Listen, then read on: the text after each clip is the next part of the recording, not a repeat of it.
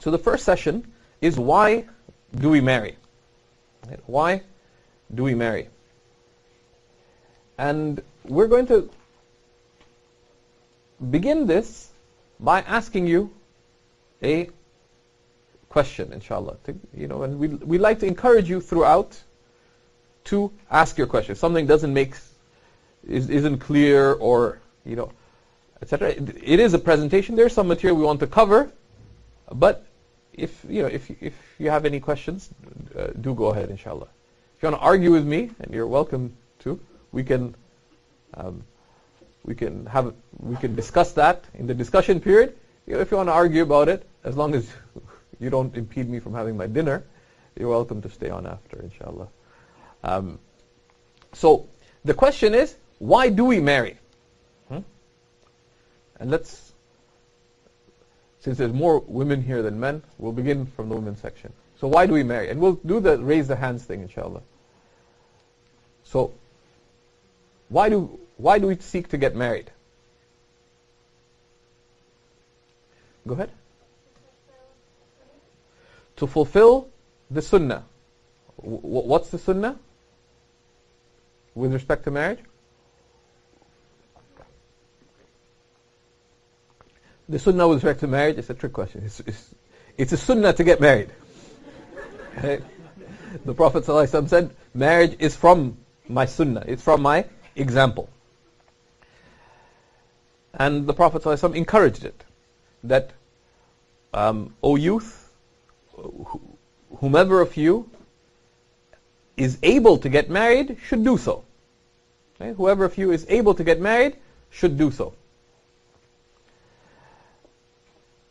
And we'll look at what it means to be able to get married. Why do we marry? You don't have to give like the ideal answer. Like, why do you get married? Yeah. Wa alaikum assalam. Well, being alone, it's easier for us to see ourselves when we see ourselves through someone else. So being with someone. It's called a mirror. Sorry. No. So companionship, right? Yeah. Yeah. So your companionship, right? To have a companion, a partner in life, and that's that's a consideration. There's another aspect which is it's against prophetic guidance to live alone. It's against prophetic guidance. Which is actually, even if you don't get married, don't live alone. Right? It's considered very detrimental. The Prophet ﷺ said if people knew the harms of living alone, no one would go to sleep even one night alone in a room if they were able to. If people knew the harms of traveling alone without a companion. The Prophet ﷺ said that whoever eats alone, their eating companion is the shaitan. Meaning that you shouldn't eat alone. When possible, eat with someone else. There's a social function, and this is just a far healthier state of being in general. Why else do we get married? Go ahead. Protection, right? Protection. It is a protection. The human being is created with desires, and those desires, there's a lawful, wholesome, and positive way those desires are directed, which is through marriage. To increase the numbers, the strength of the ummah. That's a consideration. Yeah. So that's actually to increase the numbers of the ummah. That's a consideration the Prophet ﷺ has mentioned. He said, "Marry and multiply, for I will take pride in your numbers on the day of judgment." Of course, but on condition that your multiplication is not a negative multiplication, right? That you raise people who are worthy of taking pride in. They actually, as an aside, they mentioned when is contraception? Could contraception be? Said, yeah, if you're sure that you're not going to raise, your children properly, don't have them, right? Why else do we get married?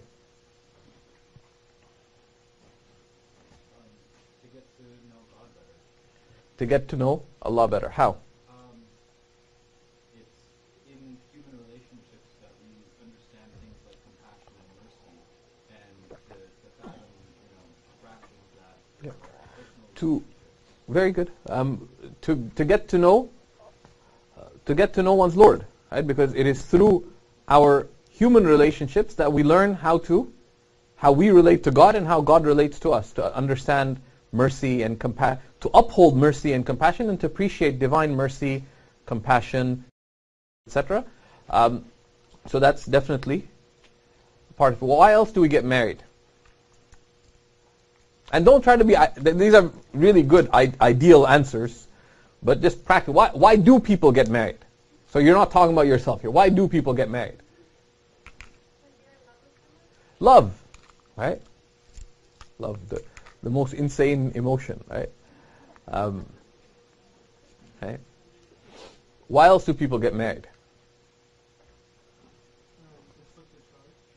Split the chores. You just want someone else to help you out, right? Yeah, to split the chores.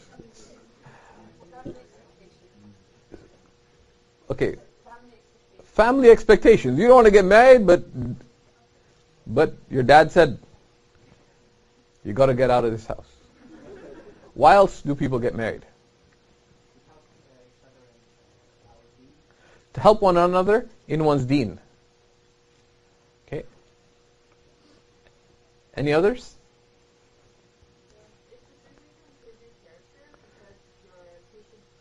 Yeah. It's a good way of improving your character, because marriage tests patience and other matters. So, there's some good answers, and if we look at what we could call Ayatul Shadi, the verse on marriage, many of you may have come close to memorizing this just by attending weddings, because they always recite this verse, although there are other verses in the Quran about marriage. But this is probably the most comprehensive verse on marriage. It is recited a lot, but not reflected upon very much. Right? And Allah subhanahu wa ta'ala tells us here, very intriguingly, وَمِنْ آيَاتِهِ, and from the great signs of Allah, أَنْ خَلَقَ لَكُم مِّنْ أَنفُسِكُمْ أَزْوَاجًا, that He has created for you from amongst yourselves spouses. وَجَعَلَ بَيْنَكُمْ مَوَدَّةً وَرَحْمَةً, and He has placed between you caring love, mawadda, which is deep care, love, wa rahma, and mercy, compassion.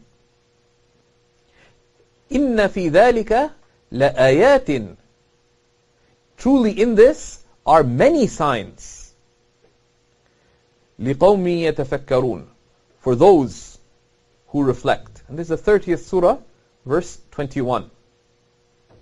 So what does this verse tell us about marriage? Right? What is marriage?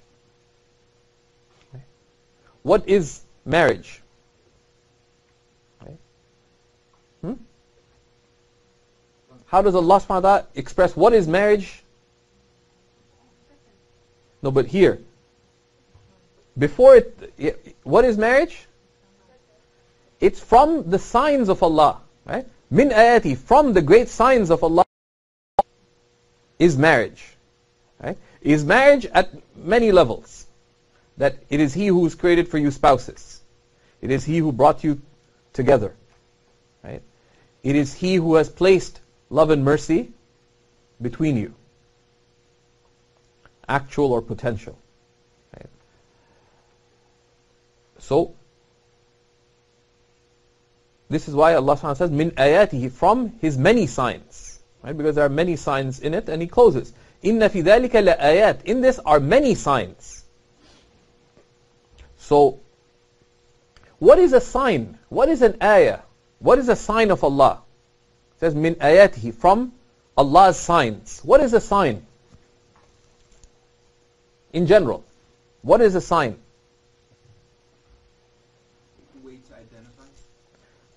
A way to identify. So like, let's say you're trying to find where is the Dixie exit. What does a sign tell you? Go ahead. A sign points you. What does it point you to? That which it signifies. Right? A sign points you to that which is signified. So, a sign of Allah, min ayatihi, min ayatillah, from the signs of Allah. So, what is a sign of Allah? Something that points you to Allah. Right? And this is very significant. This is very significant. And it's very overlooked. That all the parts of marriage, min ayati, from that which will point you to Allah, is that it is Allah who has created for you, your spouses. It's He who... And there are some things that are implicit in this text. This is one of the indications of the Quran, which is why it requires reflection. It's called iqtida'un nas, that which is necessarily implicit. So if He created your spouses, and He placed love and mercy between you, what is implicit? That He brought you together.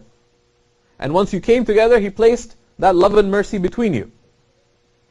And then, so a few things are mentioned. It says, in that are many signs. And if one reflected, there are many other signs of Allah in it. Right? So what is this telling us? What is the ultimate purpose of marriage? What is the ultimate purpose of marriage? One purpose.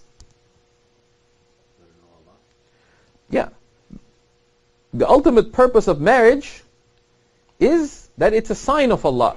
Marriage, right, has many levels of signification, many levels of pointing. But what is it pointing to?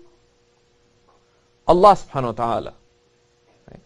So, although you guys gave many good answers, and some of them were borderline, about that it's for Allah, but even things like to help each other in one's religion is still not quite, it still begs the question, why help each other in religion? Right? Although, to be fair, what if you said there's one purpose of marriage? What is that purpose? What is that? She said one purpose of marriage. Yeah, marriage is a means to Allah. Marriage is a means to Allah. How? There's many good answers that are given, even the very practical answers. Right? And, a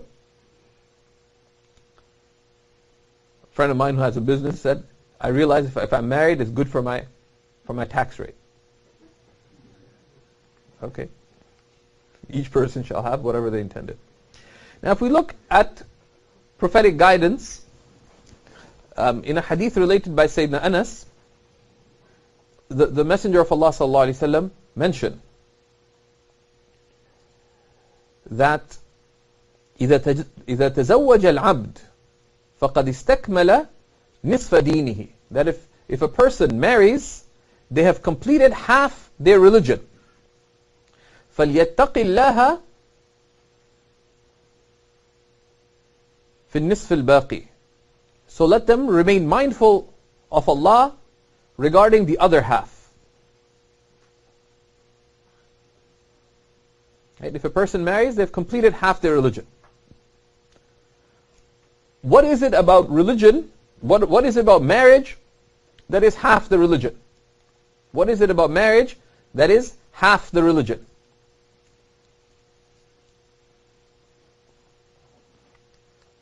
Of course, to do that, right? If A is half of B,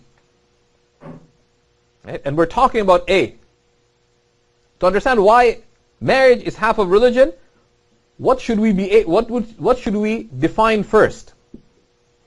Right? They say, just in terms of thinking properly, they say الحكم على شيء فرع عن تصوره. Making a sound judgment about something is derivative of soundly conceiving of it. So let's assume we know what marriage is.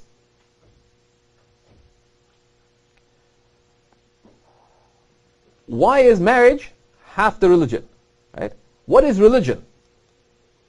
That's the question. Right? What is religion?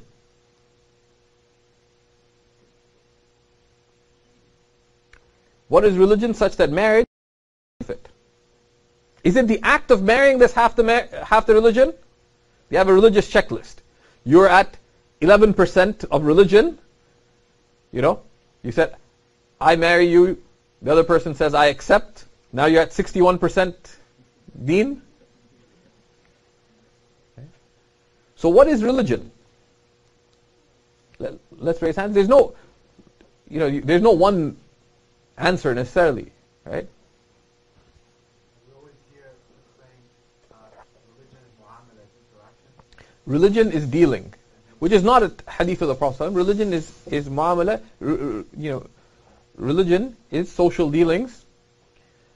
Of course, that's a consequence of religion. That if your religion is sound, the sign that it's sound is how you are in your dealings with people, in fulfilling rights, in caring for them, in doing good, etc. What is religion? A way of life. To what end? To Allah. Okay, so that's one way of that. Religion, deen, is how you live in this life towards the purpose of life, which is your eternal standing with your Lord. Right? Any journey, right, requires means. Right? And if you say religion is my journey, my life journey to my Lord, to the hereafter, what does a journey require? It requires a means of journeying. Right? And one's spouse is a means in one's journey of life, right, towards one's ultimate purpose. Whether it be a spiritual purpose, even practical, worldly purpose, this is a means. But what is, so that's one, that religion is a way of, so it's how you live in fulfillment of your ultimate purpose.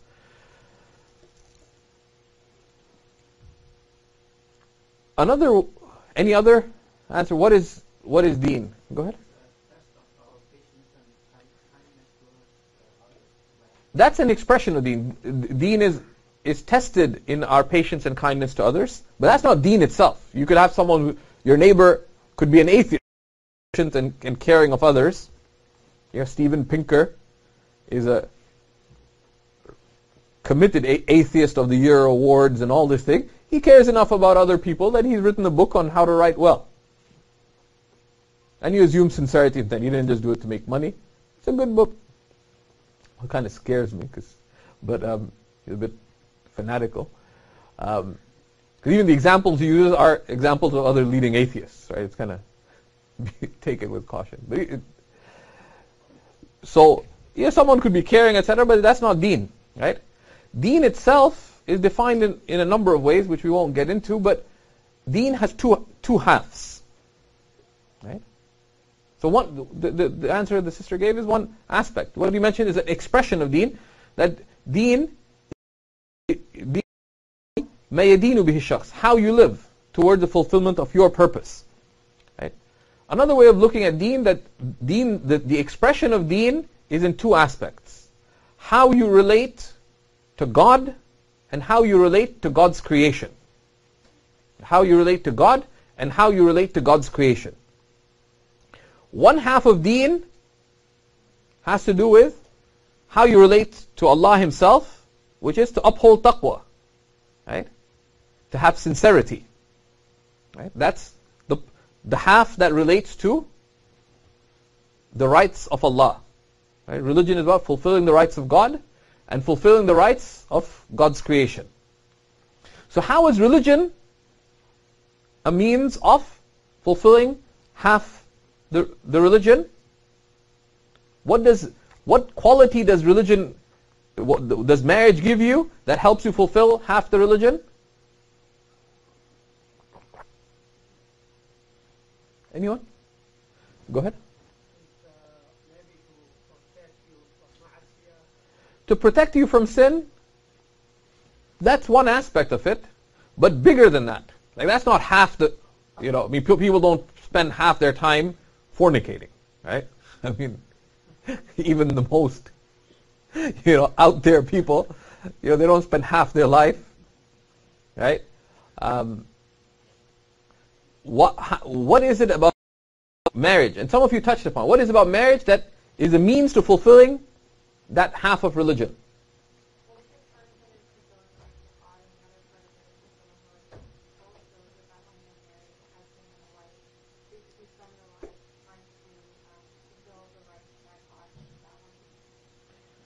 Yes. So it is the aspect of what marriage makes, what marriage requires with respect to one's spouse. But what quality does that require that then carries over into fulfilling the rights of everyone else?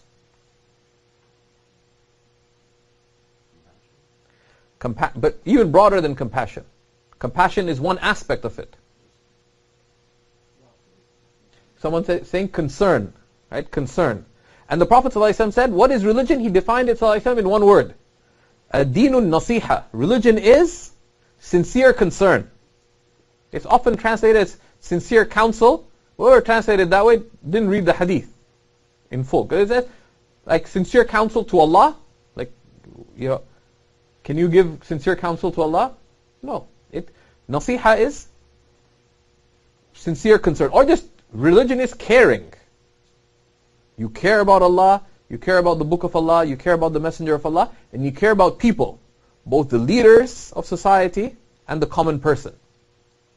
The leaders of society, because what they do affects everybody.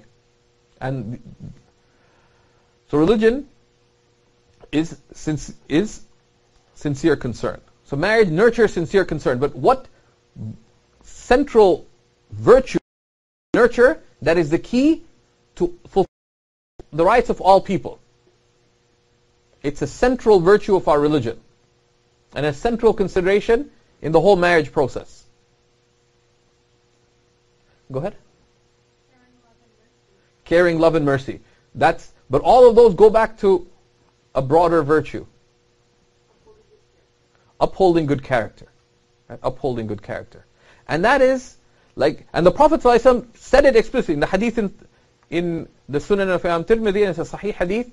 The Prophet ﷺ said, وَخَالِقِ النَّاسَ بِخُلُقٍ حَسَنٍ, and deal with people through upholding good character. Deal with people through good character. What is the means for dealing with people? It is good character.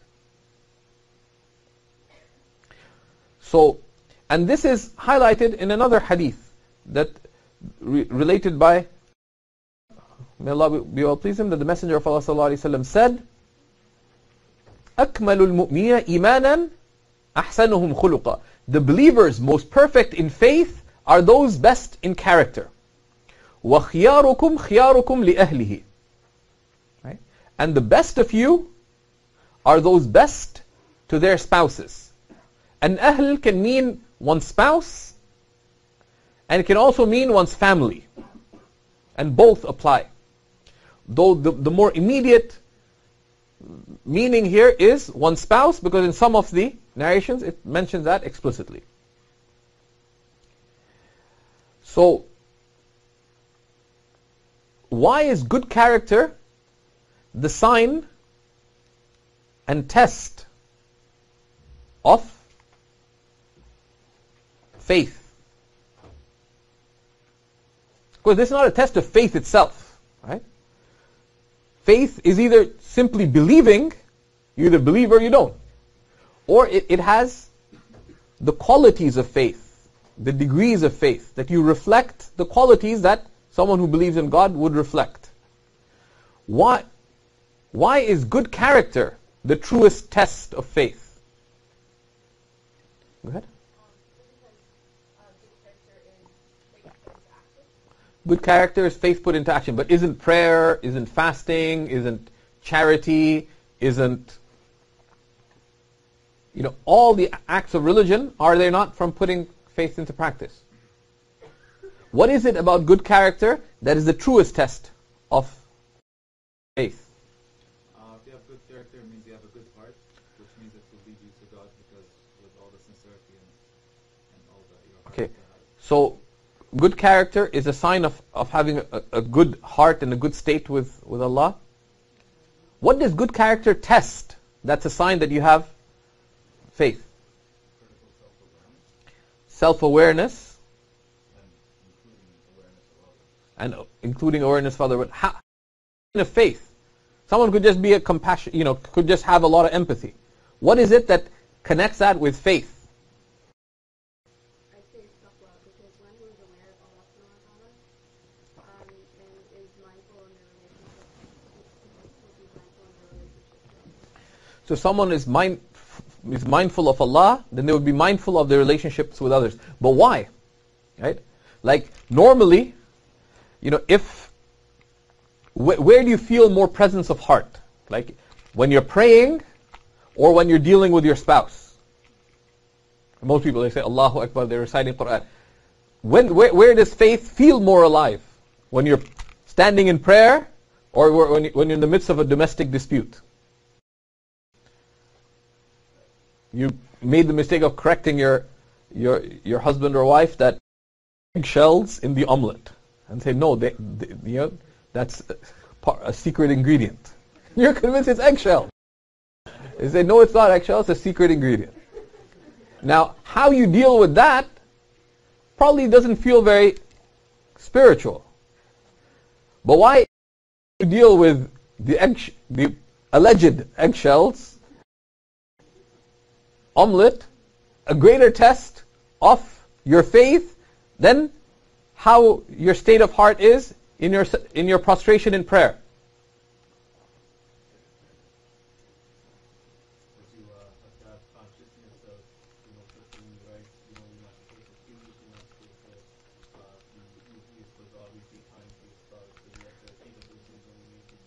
But what does it test? Right? So you have to be kind, and you have to it requires effort. But what does upholding good character express? Patience. But how does patience relate to faith?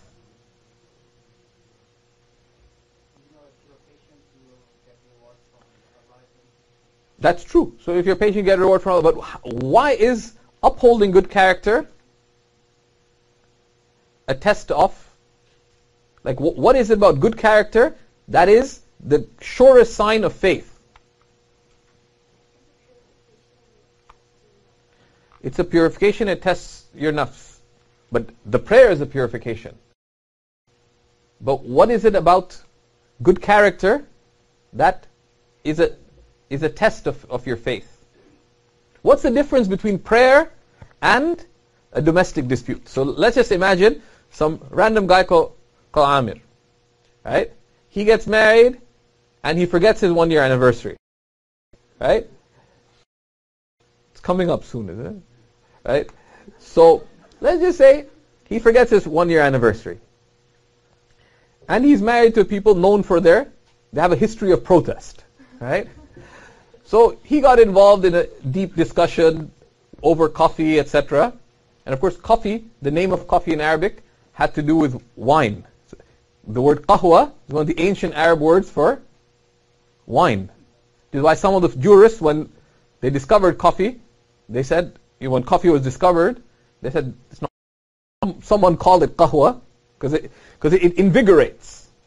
Anyway, it was an ancient word. They said, qahwa is haram because it's wine. It wasn't, so it's not haram. But so this guy had all these theories of why. He said, what, coffee makes you drunk, whatever. It went, gets to the door, and there is the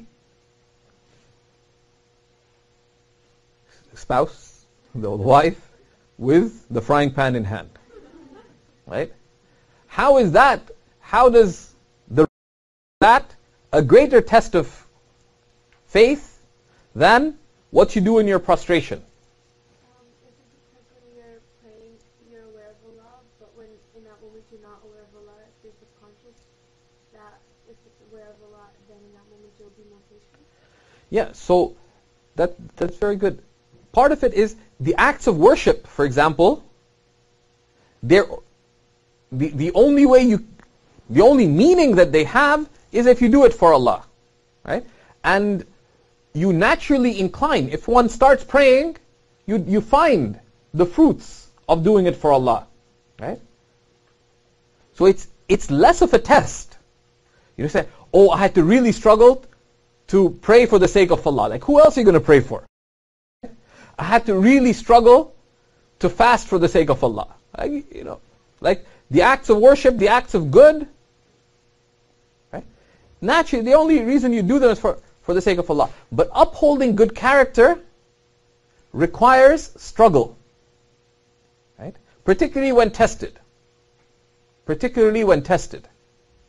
Right? That when tested, in that, at the moment where the frying pan is coming perilously close to head, can you respond in a manner pleasing to Allah? When you're upset, so this is the result of the broken egg, of the eggshells in the omelette, and then you start bickering, etc. You don't. Why? Out of consciousness of Allah, out of sincerity for Allah. So good character is a truer test of sincerity, of God consciousness, right? Of awareness of Allah than anything else. A man came to the Prophet ﷺ and said, Ya Rasulullah, ayyul imani afdal? O Messenger of God, what? O ayyul a'mali afdal? O Messenger of God, what actions are best? So he came facing the Prophet ﷺ, and there's a number of companions around him. The Prophet ﷺ responded, Husnul khuluq, good character. It sounded like, could people imagine good character, just be nice, cheerful, happy, easygoing, care a little bit?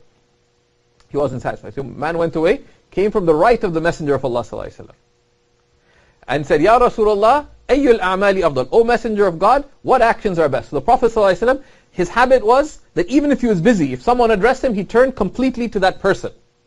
He wouldn't just turn with his head. He would turn completely to them. So the Prophet ﷺ turned to the man and said, Husnul khuluq, good character. The man still wasn't satisfied. So he decided to be even more sneaky. So he went away, came around from the left of the Prophet ﷺ. Then he come face to face, came from the right, now came from the left. So, Ya Rasulullah, ayyul a'mali afdal? O Messenger of God, what actions are best? So the Prophet ﷺ turned to his left, said, Husnul khuluq, good character. Because he meant it. The man still wasn't satisfied. It seemed like something small, like, anyone could, good character, just be nice, The man came back a fourth time from behind the Messenger ﷺ and called out, Ya Rasulullah, ayyul a'mali afdal? O Messenger of Allah, what actions are best?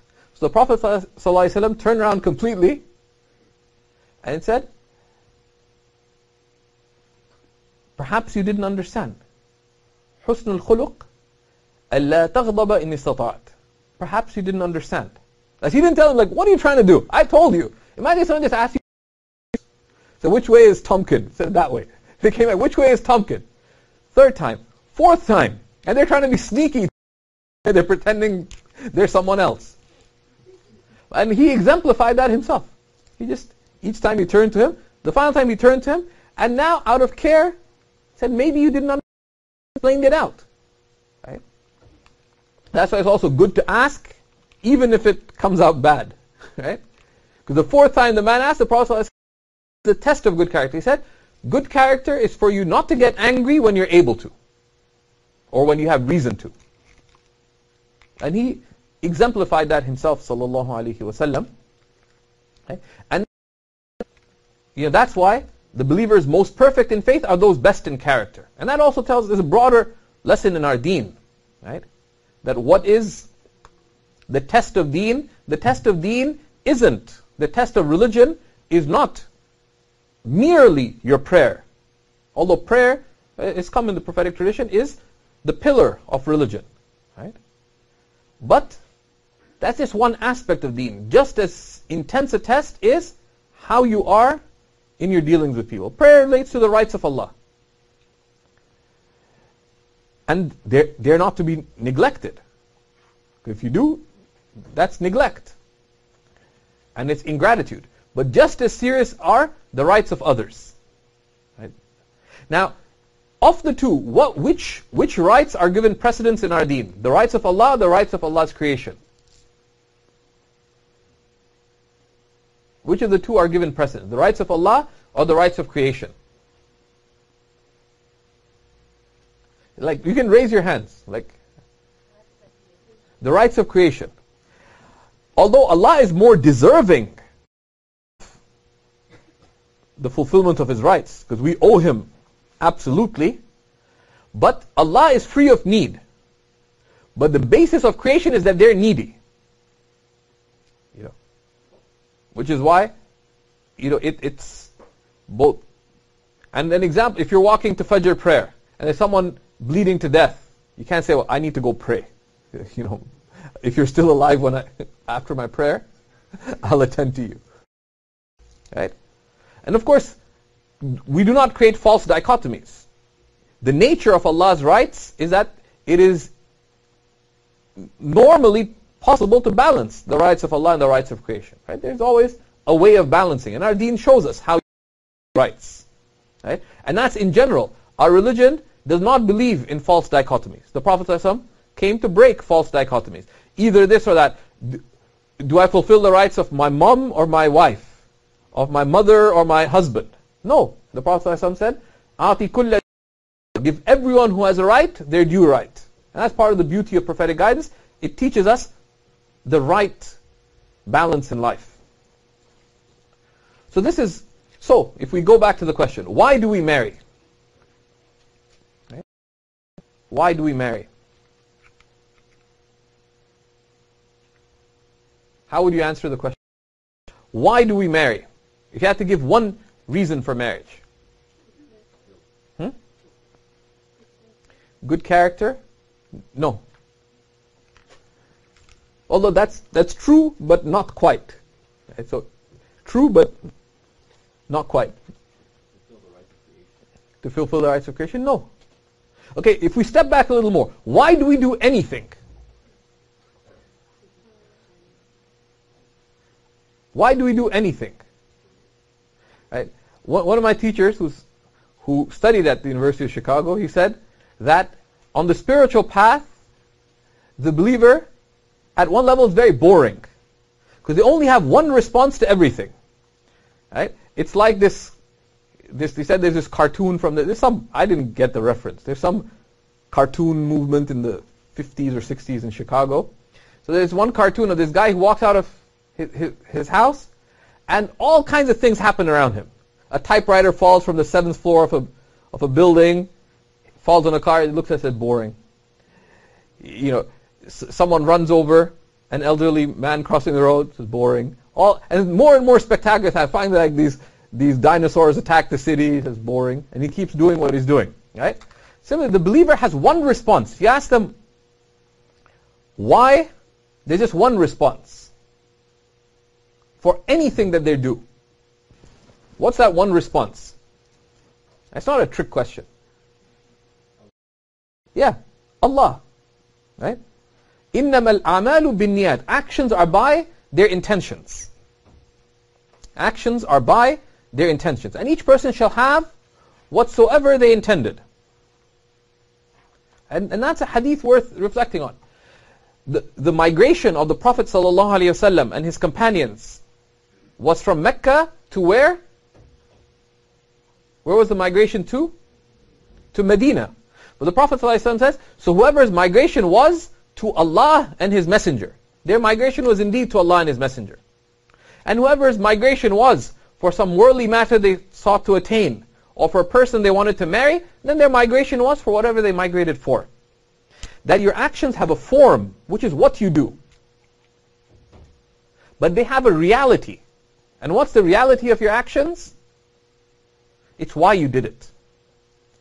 And every action can have many good motives. But prophetic guidance has come to teach us how to have a true, great, eternal motive, which is to do it for Allah. Everything. Right? And there's no exceptions to that. Anything that you do. Why are you drinking the coffee? Some people do say, you didn't like the coffee. Well, it's actually non-objectionable, surprisingly. So I drank it not to break my friend's heart, right? No. The intention should be one. Right? It's like the response of the guy walking through Chicago, right? Boring. Everything's boring. Everything. They say that your response, if the response of the sincere believer to what's up, should be like the response of some of our attitudinally divergent brethren, who answer the question literally. What's up? Allah. Right? Of course, they mean it literally, like that way, but the believer means it spiritually. That what's up in your life? Allah. Why are you doing anything? For Allah. So why do you get married? Right? People make all kinds of good intentions. But the Prophet ﷺ told us never to have good intentions. The Prophet ﷺ taught us never to have good intentions. Not to migrate for the sake of some worldly matter you want to attain. I migrated, I moved to Vancouver to get a better, because I have a better job there. No. Or for a person you want to marry. One of the companions, he migrated because he wanted to female companion whose name was Qais. She said, listen, if you're serious about marrying me, migrate to Medina and we can marry. So he migrated. But what was his primary motive? To marry Qais. Now, was that a bad intention? No. But the Prophet ﷺ said, don't have good intentions. What should you have? You should have great intentions. What's a great intention? You do it for the sake of Allah. And every other intention is a means.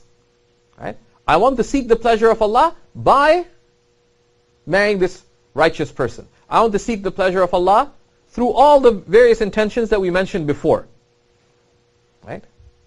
And the same thing applies to everything. Why do you give in charity? People do tremendous works, but they forget why. Right? So they do it. Well, I did it because I felt sorry. I felt this and that. That's good. But there's a potential to make it great. Do it seeking Allah. Seeking the pleasure of Allah. Right? Seeking Allah's closeness. Seeking His love. And that's what Allah subhanahu wa ta'ala calls us in the Quran. وَيُطْعِمُونَ الطَّعَامَ عَلَى حُبِّهِ. They feed out of love of Him. مِسْكِينًا وَيَتِيمًا وَأَسِيرًا. For the person, the orphan, the prisoner. Of course, Medina was a dignified society. The prisoners, where were they imprisoned? They weren't in prison. The prisoners in Medina would walk the streets.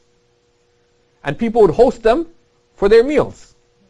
And the specific incident of that verse, the third night that Sayyidina Ali and Sayyidah Fatima were fasting, the first night the food that they had, they gave it to a destitute person, a miskeen. The second day, an orphan came and they fed them and they just broke their fast on some water. The third day, a prisoner came and they gave their food. But they didn't give it. Did they care about the person? Of course, but there was a higher motive behind it, which is for the sake of Allah. Right? And so, why do we marry? We marry seeking Allah Most High. Right? Seeking Allah Most High. Right? Whether it be at a minimum level of that you want to stay within the limits of Allah, right? That's the salvific minimum, or because you want to do that which is pleasing to Allah, which is the virtuous, that's virtuous minimalism, or seeking Allah Himself. Right? Right? At either level. These are three levels of seeking Allah. You're seeking the salvific minimum, just I don't want to be punished. Or seeking good from God, or seeking God Himself. And the key quality that marriage is a means to Allah of is attaining, upholding, and nurturing good character. And if that is acquired, that is the key to half the religion, which is how do you relate to Allah's creation. Right? And then there's many other aspects, companionship in seeking one's worldly and religious good and goals, and many other motives that were mentioned. Right? Any questions here? Go ahead.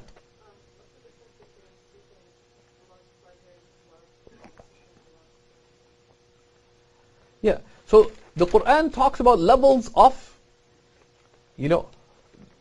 levels of seeking, right? Levels of seeking, right? Allah subhanahu wa ta'ala describes, in a number of places, different levels of believers and pursuit. There are those who wrong themselves. Minhum zalimun li nafsih.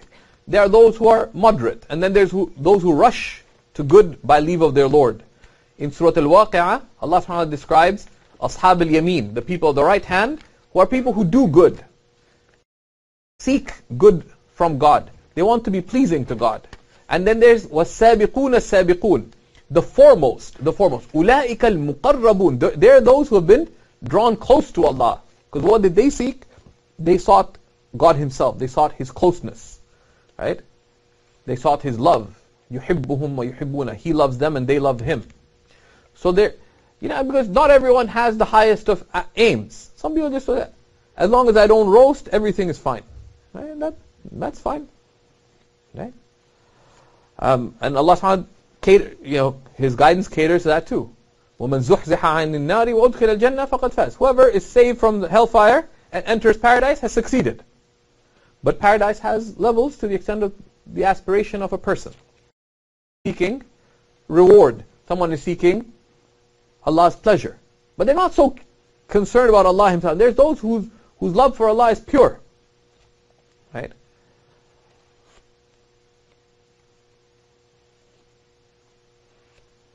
And that's always there, latent in all. Even when Allah subhanahu wa ta'ala addresses the believers regarding paradise, what does He say? Ya ayyuhatun mutma'inna irji'i ila rabbiki. Right? O contented soul, return to your Lord. Right? So what is the hereafter about? The higher reality is that you are coming back to God. Radiyatan mardiyya, well pleased with Him and well pleasing. Fadkhuli fi ibadi, so enter amongst my servants. Wadkhuli jannati, and enter my paradise. People parse that statement differently. Some people say, well, as long as I'm not in hell, everything else is fine. Other people say, I want the paradise. But the people of intelligence, why do they seek paradise? Not because it's Jannah, but because it is He. Because it's His paradise. Sayyidah Rabi'a al-Adawiyya, one of the great women's awliya, one of the great saints of Islam, she paraphrased the hadith of the Prophet ﷺ. She said, Al-jar qabla ad-dar, the neighbor before the residence. Right? That some people seek paradise because I want the pleasures. Others because this is where Allah is pleased with those who are there. Others, they're seeking Allah and this is where you can find Him. Okay? Any other questions before we continue? Go ahead. I was hoping you can clarify actions by intention and the purpose of having good intentions. We could do something for someone with good intention, but it could be completely misinterpreted. So is it, I could get a gift of a gym membership that could be misinterpreted incorrectly, like, You're saying I'm fat. Right? How do we balance good intentions versus... So how does one balance good intentions with... in brief, what part of acting sincerely is that if... Al-Mutanabbi, one of the great poets, had a very colorful life. If you like literature, read a little about Al-Mutanabbi. He has a very colorful life. He wrote poetry in praise of kings and rulers and so on. But some of the poetry was so emphatic that the religious scholars appropriated it, that this befits God alone, right? So one of them, he said to one of the rulers, he may have been the governor or the ruler of Aleppo, that إِذَا صَحَّ مِنْكَ الْوُدْ فَالْكُلُّ هَيِّنٌ فَكُلُّ شَيْءٍ فَوْقَ التُّرَابِ تُرَابُ. He said, if love from you is true, all else is easy. All else is insignificant. For everything above the dust is mere dust. Right? If love from you is true, all else is easy. All else doesn't matter. For everything above the dust is mere dust. If you did something in the right way, with the right motive, right? Whether it's a good motive or a great motive, you had a good intention, you just cared for the person, you helped them out, or for a high motive, you did it for the sake of God, which is higher, because underlying any good, like there is, if you ask a believer, why did you do that good deed? If you keep digging, they'll say, well, it'll be pleasing to Allah. But that's different from when that is primary and governing. So if you do the right thing with the right intention, it ultimately doesn't matter. But there's an important sunnah that is upheld, which is called discretion. Right? Discretion, mudara, which is to do the right thing with consideration of people and circumstance. And that's praiseworthy. Right? You can call it discretion or tact or social wisdom. That you know what's the right thing to do. Right? Imagine you have a friend, you haven't seen them for 6 months. So, oh, mashallah, you've put on 10 pounds. Maybe you should go to the gym. And that's advice, but it's not the first thing you tell someone, and certainly not in front of other people. Right? So there's a, so the sunnah is not just to do the right thing, right? But to do it, with the right intention and in the right way. Right? So that's part of it as well. Right? But that has to be distinguished from what's called mudahana, which is sort of being weak in motive, which is leaving what's right for the sake of people. So you pass by someone who's needy, so you have the motive to give in charity, say, oh, they'll think I'm trying to show off, so you don't do it. No.